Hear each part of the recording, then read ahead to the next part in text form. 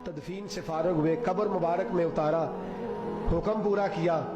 कहते हैं वापस आए तो जनाब अंस से सैयदा फातिमा कहने लगी, अंस तूने भी मेरे रसूल पे मिट्टी डाली है? अंस तेरी जुर्रत हो गई थी? फरमाते उस वक़्त फातिमा का पहला आंसू गिरा और फिर 6 महीने हुजूर के बाद हयात रही, मैंने उसके आंसू ही गिरते देखे। लोग सो जाते, वो हुजूर के रोज़े पे जाके बैठ जाती।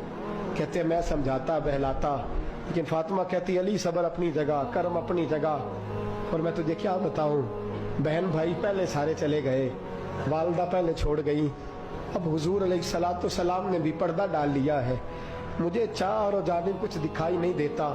कहते 6वां महीना था हुजूर के विसाल को।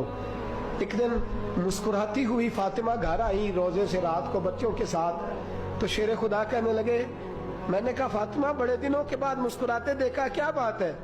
तो कहने लगी अली आज मेरी आंख लग गई थी, मुझे हुजूर ख्वाब में मिले हैं, तो मुझे हुजूर ने कहा तू रोती क्यों है?